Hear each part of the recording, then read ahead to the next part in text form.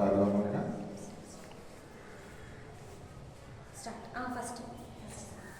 దేవుని నామానికి మహిమ కలుగును గాక. ఈ యొక్క సమయంలో మనం పాడినంత వరకు దేవాది దేవుడు సహాయం చేస్తూ వచ్చారు. మే నెల మొదటి ఆదివారంలో మనం వచ్చి ఉన్నాం. ఈరోజు కూడా చాలామంది దేవుణ్ణి ఆరాధించడానికి, ఈరోజు గణపరచడానికి, దేవుని మహిమపరచడానికి, దేవుని హెచ్చించడానికి, దేవుని పూజించడానికి, దేవుని గణపరచడానికి చాలామంది ఈరోజు మరి ఎంతగానో నిర్లక్ష్యం చేస్తున్నారు. కారణం ఏంటంటే తనకు ఆ టైంలో ఏదొక అవసరతలు, ఏదొక పరిస్థితులు చెప్తూ ఉంటారన్నమాట. చూడండి, దేవుని యొక్క పిల్లలమైన మన పితరులు ఏం చేసినారు అన్నది మనం కొద్ది మాటలు మనం చదువుదాం. యోహాను సువార్త 12వ అధ్యాయము త్వరగా మనం ముందుకెళ్దాము. 12వ అధ్యాయము 3వ వచనం చూస్తే చదవండి. అప్పుడు మరియా మిక్కిలి విలువగల అచ్చ జటామాంసి అత్తరు ఒక సేరున్నర ఎత్తు తీసుకుని యేసు పాదములకు పోసి తన తల వెంట్రుకలతో ఆయన పాదములు తుడిచెను. ఆ ఇల్లు అత్తరు వాసనతో నిండెను. చూడండి, దేవుని యొక్క పిల్లలమైన మనం చిన్న ప్రార్థన చేసుకుందాం. పరిశుద్ధుల ప్రేమగల తండ్రి, నమ్మకమైన సృష్టికర్త దేవా, ఈ యొక్క సమయంలో నీ దాసునైన నన్ను మరుగుపరిచి ఖాళీ చేసి మీరే మాట్లాడమని సహాయం చేయమని యేసు క్రీస్తు నామములో ప్రార్థించి స్తుతించి వేడుకున్నాం తండ్రి, ఆమేన్. జీవగల దేవుని యొక్క రాక ఆ స్త్రీ గుర్తిస్తూ మనకి ఇక్కడ కనపడుతూ ఉంది. చూడండి, హోదా కలిగిన వారు, ఇంకా పేరు కలిగిన వారు ఎవరైనా వస్తే మనం ఎంతో గడగడలాడిపోతూ ఉంటాం. కానీ ఇక్కడికి ఈ కుటుంబానికి వచ్చింది ఎవరే అంటే, ఈ కుటుంబానికి వచ్చిన ఆ శక్తివంతమైన వ్యక్తి ఎవరంటే సర్వాధికారి అయిన దేవుడు. ఆ దేవాది దేవుడు మన ఇంటికి రావటకు, లేకపోతే మనలోకి రావటకు, మనల్ని రక్షించుటకు, మనల్ని శిక్ష నుండి తప్పించుటకు మనము ఏమన్నా అర్హత ఉన్నదా, యోగ్యులమేనా? పరలోకమును విడిచి భూలోకానికి వచ్చి నీ కొరకు, నా కొరకు, మనందరి కొరకు ఈ మట్టి రోడ్ల మీద నడుస్తూ, మరి భారతమైన శిలువను మోస్తూ నీ కొరకు, మనందరి కొరకు ఎన్నో హింసలు పొందిన దేవుడుగా ఉన్నారు. కనుకనే ఈ దేవాది దేవుడు ఈ యొక్క కుటుంబానికి వచ్చినప్పుడు ఏం చేశారు మన పితరులు, ఏం చేశారు మన పితరురాలు అన్నది మనం అక్కడ చూస్తే చాలా విలువగల అస్తరు. కనుక ఈ రోజున ఎవరు వాడుతున్నారు అస్తరు అంటే చాలామంది చెప్తూ ఉంటారు ఉన్నవాళ్ళు వాడుతున్నారు అని. చూడండి, ఇక్కడ ఏం గురించి రాసినాడు, మిక్కిలి విలువ కలిగిన అస్తరు. కనుకనే ఆ అస్తరు ఆ యేసు పాదాలకు పోయితే కాదు, ఏమన్నా టవల్ తీసుకొచ్చిన కొత్త టవలు, ఏమన్నా డిష్ పేపర్ తీసుకొచ్చి తుడిసిందా, లేకపోతే పౌడర్ పెట్టి తుడిసిందా? ఏం చేసిందంటే తన సమర్పణ చూస్తే అక్కడ రాయబడుతూ ఉంది, తన తల వెంట్రుకలతో యేసయ్య పాదాలను ఏం చేసిందంట, తుడిచెను. కనుకని యేసు పాదాల దగ్గర కూర్చోవడం చాలా మందికి ఏమవుతుందంటే ఎక్కువ టైం ఈ రోజుల్లో, ఈ అంత్యదినములో, అపాయకరమైన దినాల్లో, ఈ పాపలోకంలో బ్రతికే మానవుడికి దిక్కేంటయ్యా అంటే వాక్యమే. అదే వాక్యం దగ్గర ఈ మానవుడు ఏం చేయలేకపోతున్నాడంటే ఎక్కువ టైము వినలేకపోతున్నాడు. కారణం ఏంటంటే ఈ లోక సంబంధంగా అయితే ఎన్నో రీతిలుగా మనము టయాలు గడుపుతూ ఉంటున్నాం. కానీ దేవుని దగ్గర టయాన్ని ఏం చేస్తున్నాం? కొలత వేస్తూ ఉంటున్నాం. కనుకని ఈ స్త్రీ ఇంటికి రాగానే ఏం పేరండి? ఏం పేరు? మరియా. చూడండి, మరియా తను ఎంత సమర్పణ కలిగి ఉంది, తను ఎంత త్యాగం కలిగి ఉంది, తన తల వెంట్రుకలు తుడవడానికి ఎంత మరి ఇష్టపడుతూ వచ్చింది. కనుక యేసుక్రీస్తు ప్రభువారిని నీ ఇంటిలోకి లేదా నీ హృదయంలోకి చేర్చుకుంటున్నావా? చూడండి, వాళ్ళు ఈ అస్తరుతోటి ఆయన పాదాలు పూశారు. కానీ పరిశుద్ధాత్మ దేవుడు అసలు నీలోకే వస్తే, నీ హృదయంలో ఉంటే అసలు నువ్వు ఎంత దేవుని వెలుగుతో నింపబడతావు. దేవుని యొక్క వాసన లేకపోతే సువాసన, దేవునిలో ఉన్న ఆత్మీయమైన వాసన నీలో ఎంతగా వస్తుంది. కనుకని పౌలు గారు అంటాడు, ఆనాడు ఏం రాశాడు? నీ హృదయమే దేవుని ఆలయం. ఈ హృదయం దేవుడు ఆలయంగా చేసుకుంటే దీనిలో నుంచి ఏమి రావాలా? ఆరాధన రావాలి. దేవుడు చేసిన అద్భుతమైన కార్యం. అయా, నా ఇంటికి నువ్వు వచ్చావు, నా ఇంటికి నువ్వు వచ్చినందుకు నీకు వందనాలని చెప్పి లేదా ప్రైజులని చెప్పి ఆ పాదాలకి ఏం చేస్తూ వచ్చిందంటే మరి అస్తరు పూస్తూ వచ్చింది. కనుకనే అక్కడ రాయబడుతుంది, ఇల్లంతా కూడా దేంతో నింపబడింది? మరి మీ ఇల్లు దేంతో నింపబడి? దేంతో నింపబడి? కనుకని దేవుని బిడ్డలమైన మనం, సృష్టికర్త అయిన దేవుడు అంటున్నాడు, మనందరం కూడా తెలుసుకోవాల్సింది ఏంటంటే తెలుసా? పరలోకంలో ఉన్న దేవుడు భూలోకంలో ఉన్న నీ హృదయంలోకి రావాలి. నీ హృదయంలో ఉంటేనే, నీ హృదయంలోకి వస్తేనే నీ నోటిలో నుంచి ఏమొస్తుంది? ఆరాధన వస్తుంది. ఆరాధన వస్తుంది. లేకపోతే ఆ ఆరాధన అనేది మరి దేవునికి సంబంధమైనది. మనుషులమైన మనము మనలో నుంచి రావాలి. అది ఆత్మ సంబంధమైన సువాసనగా మారిపోవాలి. కనుక అప్పుడే ఆ ఆరాధనకి ఏముంటుందంటే చాలా మరి రుచి ఉంటుంది, లేకపోతే ఆ ఆరాధనకి విలువ ఉంటుంది.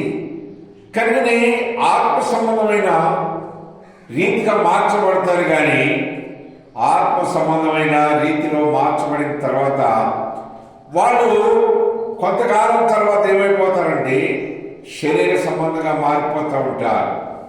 కనుక ఇక్కడ మనం చదువుతూ ఉంటున్నాం. చూడండి, అపోస్తల కార్యములు 16వ అధ్యాయము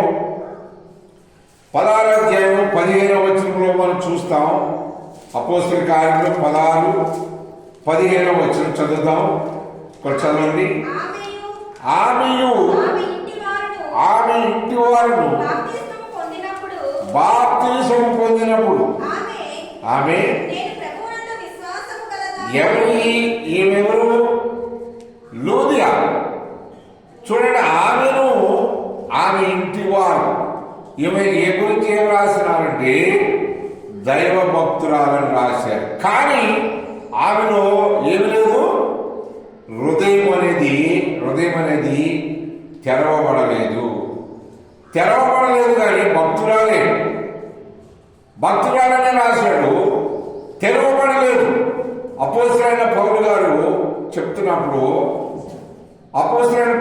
చెప్తున్నప్పుడు దేవుని యొక్క మాటలు విని ఆమె ఏం చేసుకోవచ్చిందంటే తన హృదయాన్ని తెరుచుతా వచ్చాడు దేవుడు. చూడండి, ఆ వాక్యానికి ఏం పెట్టిందంటే ఆమె మనసు పెట్టింది. ఏక మనసుతో ఉంటుంది. దేవుని వాక్యం వైపు ఎంతో శ్రద్ధ కలిగి ఉంది, ప్రేమ కలిగి ఉంది. తన హృదయం తెరబడినప్పుడు తనంటే ఏంటో తనకు అర్థమైంది. అర్థమయ్యి దేవుని రుచి కలిగి అంటుంది. ఏమంటుంది ఆమె? ఏమంటుంది? మరియు ఆమె ఇంటి వారిను బాప్తిస్మము పొందినప్పుడు ఆమె నేను ప్రభువునందు విశ్వాసం గలదాన్ని ఎంచితే నా ఇంటికి వచ్చి ఉండు అని వేడుకుని చూడండి, బలవంతము చేసిందట. తన హృదయం తెరవబడ ముందు బలవంతం చేసినట్టు ఎక్కడ ఉందా? తన మార్పు చెందిన తర్వాత, ఆత్మ సంబంధమైన బిడ్డగా మారిన తర్వాత స్త్రీ అంటుంది, దైవ సేవకుల్ని తన ఇంటికి రమ్మని బలవంతం చేస్తుంది. కారణం ఏంటంటే ఆ దేవాది దేవుడు విలువ ఆ రోజు తెలుసుకుంది. ఆత్మ సంబంధంగా మార్పు ఏంటో తెలుసుకుంది. ఆత్మీయ జీవితం అంటే ఏంటో అర్థమైంది. కనుకనే వారిని వాళ్ళ ఇంటికి తీసుకెళ్లాలని బలవంతం చేసిందంట. చూడండి, దేవుని యొక్క పిల్లలమైన మనం, నీవు దేవుణ్ణి నీ ఇంటికి రమ్మని, నీ హృదయంలోకి రమ్మని, నేను ఆత్మ సంబంధమైన వ్యక్తిగా ఉండాలని నువ్వు బలవంతం చేసేవా? ఎప్పుడైనా దేవుణ్ణి బలవంతం చేసేవా? ఎప్పుడైనా నువ్వు ఆహ్వానించవా? దేవుని యొక్క సేవకుని ఇంట్లోకి ఆహ్వానించవా?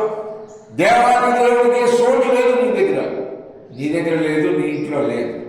మరి నువ్వు ఆత్మ సంబంధమైన రీతిగా ఎలా తెలుసుకుంటావు? చాలా మంది ఈ రోజున చూస్తే ఎలా ఉన్నారంటే, మేము ఎవరినో పోల్చి చెప్పడం కాదు కానీ మేము పుట్టు క్రైస్తవులము అని చెప్పుకుంటా ఉంటారు. కానీ పుట్టు క్రైస్తవులైన నీవు దేవుడికి ఎంత ఘనత తీసుకొస్తున్నావు, దేవుని ఎంతగా ఆరాధిస్తున్నావు, దేవుని ఎంతగా ఘనపరుస్తున్నావు. అరా కురా అన్నట్టుగా కొంతసేపు అడుక్కోవటం అలవాటు ఉంది, అది ప్రభా ఇది ప్రభా అని. కానీ దేవునికి నువ్వు ఇచ్చేది ఏంటి? ఈరోజు ఆదివారం ప్రభువు లేచిన దినం, ఈ పండుగ దినంలో దేవుడికి నువ్వేమిస్తున్నావు? కనుక నీ దేవాది దేవుడికి ఇచ్చిన రక్షణ బట్టి దేవునికి నువ్వేమేయాలి? హృదయమాల దేవుని స్తుతించాలి, హృదయమాల దేవుని కనపరచాలి, హృదయమాల దేవుని హెచ్చించాలి. అప్పుడే దేవాది దేవుడు నీ పట్ల మరి సంతోషించేవాడిగా ఉన్నాడు. కనుకని ఆ మొదటి స్త్రీ ఏం చేసిందంటే యేసు పాదాలకు అస్తరు పూసింది. ఈ రెండవ స్త్రీ ఏం చేసిందంటే దైవజనుల్ని తన ఇంటికి రమ్మని బలవంతం చేసిందంట. ఎంత గొప్ప ఆశ చూడండి. కారణం ఏంటంటే ఇంకా తన ఇంట్లో చేర్చుకుని, ఇంకా దేవుని మాటలు వినాలని, ఇంకా దేవునితో తను ఉండాలి కాబట్టి గడపాలని ఆశపడుతూ వచ్చింది ఈ స్త్రీ. మరి నువ్వు ఏం చేస్తుంటున్నావు? చదవండి. దేవుని యొక్క పిల్లలమైన మనం యెషయా గ్రంథం 11వ అధ్యాయం కూడా వచ్చి చదువుదామా? యెషయా గ్రంథం 11వ అధ్యాయము 3వ వచనం. యెహోవా భయము అతనికి ఇంపైన సువాసనగా ఉండెను. దేవుని భయం ఎలా ఉందంట? ఇంపైన సువాసన అంటే ఏంటి?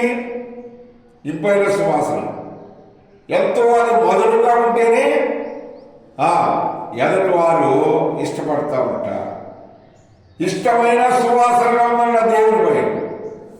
కనుక యెషయా చెప్తున్నాడు, మరి నువ్వు ఏ భయం కలిగి ఉన్నావు? ఈరోజు దేవుడిని ఆరాధించాలి, ఈరోజు దేవుని గడపరచాలి, ఈరోజు దేవుని హెచ్చించాలి, ఈరోజు దేవునితో గడపాలి అనే ఆలోచన నీకు ఉన్నదా లేదా?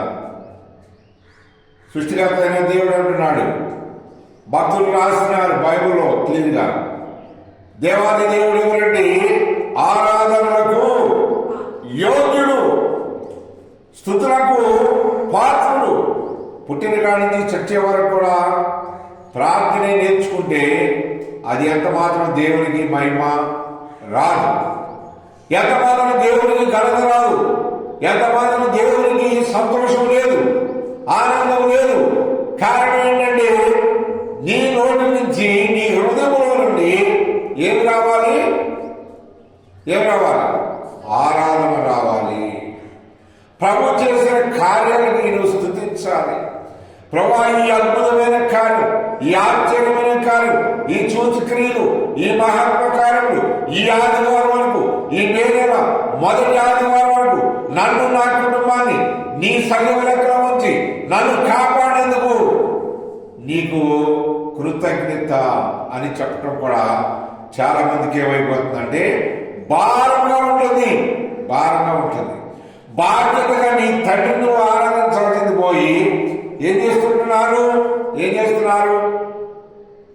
కానీ సమయాన్ని వ్యర్థపరుస్తుంటున్నారు. చదవండి, 2 కొరింథీయులకు రాసిన పత్రికలో కూడా మనం ఒక మాట చదువుతాం. 2 కొరింథీ 2వ అధ్యాయము 15వ వచనం. 2 కొరింథీ 2వ అధ్యాయము 15వ వచనం చదవమా. రక్షింపబడు వారి పట్లను, నశించు వారి పట్లను మేము దేవుని క్రీస్తు సువాసన కలిగి ఉన్నాం. చూడండి, నశించు వారి పట్ల, రక్షింపబడిన వారి పట్ల ఏ వాసన ఉంది? దేవుని యొక్క ఆత్మ సంబంధమైన వాసన. కానీ ఆత్మ సంబంధమైన ఆ సువాసన కలిగి ఉన్న ఈ యొక్క దేవుని సేవకులు, దేవుని పనివారు, దేవుని బిడ్డలు గురించి వాళ్ళే సాక్ష్యం చెబుతున్నారు. ఎవరు? కొరింథీయులతో చెబుతున్నారు. ఎవరు? అపోస్తలుడైన పౌలు గారు. కానీ దేవుని బిడ్డలమైన మనం ఏ వాసన కలిగి ఉన్నాం? ఏ సువాసన ఉంది నీలో? ఇంకా కొంతమందిలో ఏ వాసన ఉన్నదంటే ఇప్పుడు కూడా పాపపు వాసన, భౌతిక సంబంధమైన పరపీల వాసన, భౌతిక సంబంధమైన అస్తలు, నిమ్మలుని ఇవన్నీ రాసుకునే వాసన ఉంటుంది. చూడండి, దేవుడికి ఏది ఇష్టం? ఒక వ్యక్తి దేవుడి సంబంధించి దేవుని బిడ్డ అయితే, దేవుడి బిడ్డగా మార్చబడితే ఆ వ్యక్తి వల్ల దేవునికి ఎంతో సంతోషం ఉంటుంది. తర్వాత మారు మనసు పొందిన వాడికి కూడా నేను మారు మనసు పొందాను, నేను నా దేవుణ్ణి ఆరాధించాను, నిన్నే రక్షింపబడ్డాను, ఈరోజు ఆరాధించాను, ఇంకెంత గొప్ప ఘనత. కనుక పౌలు అపోస్తలులు చెప్తున్నారు. మేము అంటున్నాడు. చదవండి, మరొకసారి చదువుదాం. ఏమన్నాడు? రక్షింపబడి వారి పట్లను, నశించు వారి పట్లను మేము దేవునికి క్రీస్తు సువాసన ఉన్నాం. క్రీస్తు సువాసన. కనుక దేవుని బిడ్డలారా, మీరు ఏ వాసన కలిగి ఉన్నారు? దేవుని యొక్క ఆత్మ సంబంధమైన వ్యక్తులుగా ఉన్నారా, లేకపోతే శారీరక సంబంధమైన వ్యక్తులుగా ఉన్నారా? చదవండి, అపోస్తలుల కార్యములు 10వ అధ్యాయం 1-2 వచనాల్లో కూడా మనం చదువుతాం. అపోస్తలుల కార్యములు 10వ అధ్యాయము. దేవుని యొక్క పిల్లలమైన మనం దేవాది దేవుడు ప్రభువైన యేసుక్రీస్తు వారు ఏం కోరుతున్నాడు, మనం ఏం చేస్తుంటున్నాం, మీరేం చేస్తుంటున్నారు అన్నది ఇక్కడ మనం చూస్తే చదవండి. 1వ వచనంలో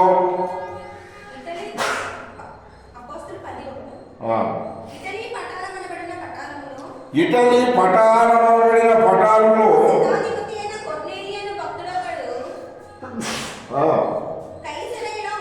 కైసరిలో ఉండెను. అతడు తన ఇంటి వారందరితోనూ దేవుని యందు భయభక్తులు గలవాడై ఉండి ఎల్లప్పుడూ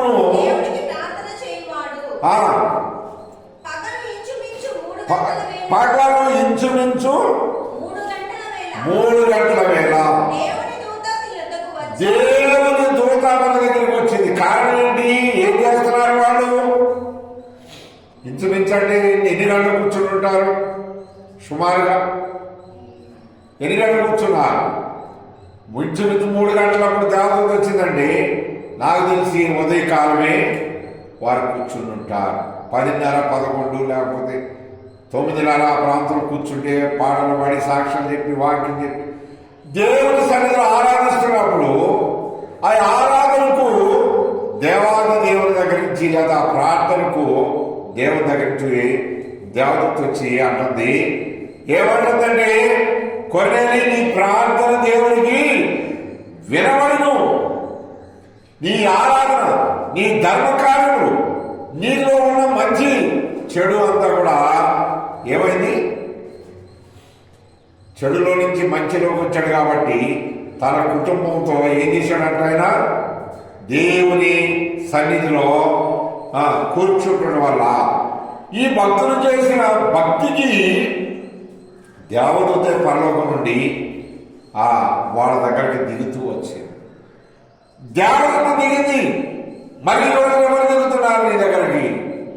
నీ కుటుంబ ప్రార్థనకు, లేకపోతే నీ వ్యక్తిగత ప్రార్థనకు, లేకపోతే నీ భక్తికి దేవునితో అక్కడ వచ్చి కూర్చుంటుందా, వచ్చి దర్శిస్తుందా, నీ ప్రార్థనకి జవాబు ఇదని చెప్తుందా అన్నది ఆలోచన చేయాలి. కారణం ఏంటంటే చూడండి, దేవుని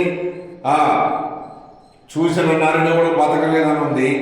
అయితే సృష్టికర్త అయిన దేవుడు ఆత్మ సంబంధమైన వ్యక్తిగా మార్చబడినప్పుడు, నేను రక్షింపబడినప్పుడు దేవుడు నాకు ఒక మాట చెప్పారు, ఇగో ఈ దూత నువ్వెప్పుడు ప్రార్థన కూర్చున్నా, నువ్వెప్పుడు తిరుగుతూ ఉన్నా, నువ్వెప్పుడు శక్తితో ఉన్నా, నువ్వెప్పుడు ఆరాధిస్తున్నా, నువ్వెప్పుడు నన్ను కనపరుస్తున్నా, ఎప్పుడు నన్ను పూజిస్తా ఇష్టపడినా, ఎప్పుడు నాతో గడతా ఇష్టపడినా, ఈ దేవత వచ్చి నీ దగ్గర కూర్చుంటుంది. ఈ రోజు కూడా నా దగ్గర ప్రార్థనలో కూర్చుంటే ఆ దేవత ఖచ్చితంగా వచ్చి నాకు మాట్లాడుతూ ఉంటాడు.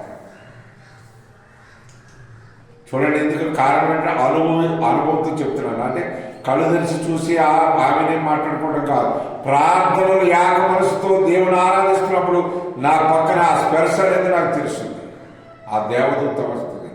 కారణం ఏంటంటే దేవదూతలు ఈ లోకం నుంచి దేవుని దగ్గరికి మన ఆరాధన తీసుకువెళ్తాయి. నీ ప్రార్థన తీసుకెళ్ళి దేవునికి చెప్పి మళ్ళా ఆ దేవుని దగ్గర నుంచి దేవదూత వచ్చి మళ్ళా మనకి జవాబు ఇచ్చేది ఉంది. అలాగే నీ ఆరాధనని దేవుని సన్నిధికి తండ్రి అయిన దేవుని దగ్గర తీసుకెళ్లేదిగా ఉంది. చదవండి ఏమని అంటున్నాడు. చివరిగా మనం ఒక మాట చదువుతాం. ఎఫెసీయులకు రాసిన పత్రిక త్వరగా చదవండి. 5:15 ఎఫెసీయులకు రాసిన పత్రిక 5:15 దినములు చెడ్డవి కనుక మీరు సమయమును పోనీయక. చూడండి, ఇక్కడ దేవుని పిల్లారా ఏం చేయాలి? దినాలు చెడ్డి అని నేను రాశాడు, కానీ ఎవరు చెడిపోయారు? దినాలు చెడిపోయినా మనం చెడిపోయామా? ఎవరు చెడిపోయారు చెప్పాలా? ఆనాడు దేవుడు సృష్టించిన ఆ సూర్యుడు ఆ తూర్పు నుండి పడమటికి ఏమవుతున్నాడు? అస్తమిస్తున్నాడు. ఏం చేస్తున్నాడు? ఉదయిస్తున్నాడు. తూర్పును ఉదయిస్తున్నాడు, పడమటికి అస్తమిస్తున్నాడు. గాలి ఏమన్నా తక్కువ చేస్తున్నాడా? వర్షాలు ఏమన్నా ఆపుతున్నాడా? నీరు మనకు అందకుండా చేస్తున్నాడా? ఏది తక్కువ కాకుండా చేస్తున్నాడు. ఏ రోజైనా, ఈ రోజు ఆదివారం నేను చెడిపోయానని హాస్పిటల్కి వెళ్ళిందా? చెప్పండి, హాస్పిటల్కి వెళ్ళిందా? శనివారం వెళ్ళిందా? శుక్రవారం వెళ్ళిందా? గురువారం వెళ్ళిందా? ఏ వారం అన్నా హాస్పిటల్కి వెళ్ళి నేను చెడిపోయానని బాగు చేయడన్నా? మరి ఇక్కడ ఏమంటున్నాడు? దినములు చెడ్డవి అంటున్నాడు. కానీ దినాలు కాదు, కానీ మనిషి ఏమైపోయాడు? ఆరాధించాలని పోయి సృష్టికర్తను విడిచిపెట్టి సృష్టిని పూజిస్తూ ప్రకృతి సంబంధమైన భక్తులుగా ఉన్నారు, కానీ ఆత్మ సంబంధమైన భక్తులుగా ఆరాధించడానికి ఏమవుతున్నారు? మాకు కాదులే అంటున్నారు. మా దేవుడు కాదు, మాకు కాదు. కనుకని ఏమని అంటున్నారు? దేవునికి ఎంత దూరం అయిపోతున్నారు తెలుసా? మరి నువ్వు ఎలా ఉన్నావు? చదవండి. దేవుని యొక్క అభిడమైన మనం ఫిలిప్పీలకు రాసిన పత్రిక అమ్మాయి కూడా చదవండి. 4 ఫిలిప్పీ 4:18 చివరి మాట చదువుకుందాం. 4:18 వచ్చి సమస్తమును సమృద్ధిగా కలిగి ఉన్నది. మీరు పంపిన వస్తువులు ఏమీ తక్కువ లేకయున్నను. అవి మనోహరమైన సువాసనయు దేవునికి ప్రీతికరమైనవి ఇష్టమునైన యాగమునై ఉన్నది. నువ్వు ఈరోజు దేవునికి ఏం చేయాలి? ఇష్టకరమైన ఆరాధన చేయాలి. అది ప్రీతికరమైనది అంటున్నాడు. ఆ ఆరాధన దేవుడు అంగీకరిస్తాడు. ఆ ఆరాధనకి దేవుడు ఏం చేస్తాడు? ఆగ్రహించేవాడుగా ఉన్నాడు. కనుకనే ఆరాధన అనేది దేవుని సంబంధం, ప్రార్థన అనేది మనకు సంబంధం. ఈ రెండు తెలుసుకోకపోతే నేను ఆరాధనకి వెళ్తున్నాను, ఎక్కడికి వెళ్ళాము అంటే ఆరాధనకి వెళ్తున్నాను అంటాడు. కానీ అక్కడ ఆరాధన చేస్తున్నాడా? వ్యక్తిగతంగా దేవుడు చేసిన మేలు జ్ఞాపకం చేసుకుని ఆరాధిస్తున్నాడా? ఏం చేస్తున్నాడు? ప్రార్థన ప్రార్థన ప్రార్థన. చూడండి, పాటలతో పాడి పాడి పాడి పాడి ఆ పాస్టర్ గారు వాక్యం చెప్పి చెప్పి చెప్పి వీళ్ళు ఇని ఇంటికి వస్తారు. ఇంటికాడ వాళ్ళు అడిగినప్పుడు ఏమంటారు? ఏమని సమాధానం చెప్తారు? అయ్యా బాగా చెప్పాడు, కానీ ఏం చెప్పాడమ్మా? బాగా దేవుడి గురించి చెప్పాడు. కొంతమందికి మీ పాస్టర్ గారి పేరు ఏంటంటే ఇప్పటికీ తెలియదయ్యా అంటారు. కొంతమంది పాస్టర్ గారి పేరు తెలియదు, పాస్టర్ గారి దగ్గరికి వెళ్తారు. చూడండి, దేవుడి గురించి మనం చూస్తే ఇక్కడ దేవాది దేవుడు అంటున్నాడు. ఏమని అంటున్నాడు దేవుడు? చదవండి మా అదే మాట చదవండి. ఏమంటే దేవునికి ఏది ఇష్టకరం? 18వ వచనంలో ఏమంటున్నాడు? వారు సమస్తమును నాకు సమస్తమును సమృద్ధిగా కలిగి ఉన్నది. పుచ్చుకొని ఏది తక్కువ లేకుండా అవి మనోహరమైన సువాసన. చూడండి, ఇంకా మనకు కూడా దేవుడు ఏమి కూడా ఏం చేయట్లేదు, తక్కువ చేయట్లేదు. కనుకని అన్ని ఎక్కువ ఇస్తున్నాడు. ఆశీర్వదించేదాకా ఒక రకంగా ఉంటారు, ఆశీర్వదించబడడానికి మరొక రకంగా ఉంటారు. దేవుడు ఆశీర్వదించిన తర్వాత ఏం చేస్తుంటారంటే దేవుని ఆరాధించడమే, దేవుని కనపరచడమే. టైం లేదు అని చెప్తా ఉంటారు చాలా మంది. టైం లేదంటారు. ఎందుకు కారణం ఏంటి తెలియదు, కానీ ఇక్కడ సమృద్ధి ఉన్నప్పుడే నువ్వు ఆరాధించాలి, సమృద్ధి లేనప్పుడే ఆరాధించాలి, కడు పేదమైన ఆరాధించాలి. అయా నీ స్థితిలో ఉంచినందుకు నీకు వందనాలని చెప్పాలి. అప్పుడే దేవాది దేవుడు ఏం చేస్తాడు? నీ యొక్క కడు పేద స్థితిలో నుండి నిన్ను ఉన్నతమైన స్థాయిలోకి ఆత్మీయంగా కానీ శారీరకంగా కానీ దేవుడు తీసుకెళ్ళగలడు. అదంతా నీ దగ్గరే ఉంది. నువ్వే చేయాలి. నువ్వు చేయకపోతే దేవునికి మాత్రం కూడా సంతోషం లేదు. భూమి మీద నిన్ను పుట్టించినందుకు, భూమి మీద నిన్ను కలుగు చేసినందుకు, భూమి మీద నిన్ను ఉంచినందుకు, భూమి మీద నిన్ను ఒక మనిషిగా తయారు చేసినందుకు దేవునికి ఏమాత్రం కూడా సంతోషం లేదనమాట. సమృద్ధి కలగకముందు ఒక రకంగా భక్తి, సమృద్ధి కలిగిన తర్వాత మరొక రకంగా భక్తి, అధికమైన సమృద్ధి ఇచ్చినప్పుడు అసలు దేవుడిని విడిచిపెట్టే పరిస్థితులు ఉంటాయి అన్నమాట. చూడండి, కారణం ఏంటో తెలుసా? దేవుడి యొక్క బిడ్డలమైన మనం దేవాది దేవుడు ప్రభువైన యేసుక్రీస్తు వారు మనందరి పక్షంగా ఆయన ఎన్ని అద్భుతాలు చేశాడో అది గుర్తుపెట్టుకుని గడిచిన ఏప్రిల్ నెలంతా కాచి కాపాడి ఈరోజు తారీఖు ఎంత? మొదటి ఆదివారానికి వచ్చాము. ఈ తారీఖు ఎంత? 4వ తారీఖులోకి నిన్ను ప్రాణాలతో ఉంచాడంటే నీ భక్తి కాదు, నీ శక్తి కాదు, దేవుని ఉచితమైన కృప. అయ్యా, ఈ రోజుకి పరిస్థితులు ఎన్నున్నా కానీ పరిస్థితులు నన్ను ఎంటాడుతున్నప్పటికి కూడా నేను మాత్రం సజీవ ఎక్కడ ఉన్నాను, నీకు వందనాలని చెప్పలేవా? అది చెప్తే దేవునికి మహిమ వస్తుందని, నీకు దీవెన వస్తుందని నీకంటే ముందు ఎవరికి తెలుసా? ఈ లోకంలో పనిచేస్తున్న అపవాదికి తెలుసు. వాడు నిన్ను ఆరాధించనివ్వకుండా, నిన్ను గణపరచనివ్వకుండా, దేవునికి రానివ్వకుండా మాట్లాడకుండా దేవునితో నడవలేకుండా నీవు అడ్డుగోడగా నిలబడి నిన్ను పెడదారి తీసుకుపోతున్నాడు. ఆత్మీయులను మీరు గుర్తించాలి. కనుక ఇప్పటికైనా సరి చేసుకుని సరి చేయబడి నువ్వు ఆరాధిస్తూ దేవునికి ఇష్టం, దేవునికి ఆనందం, దేవునికి సంతోషం, దేవునికి ఎంతో గొప్ప భూమి మీద నుంచి ఘనత వస్తుంది దేవుని బిడ్డలారా.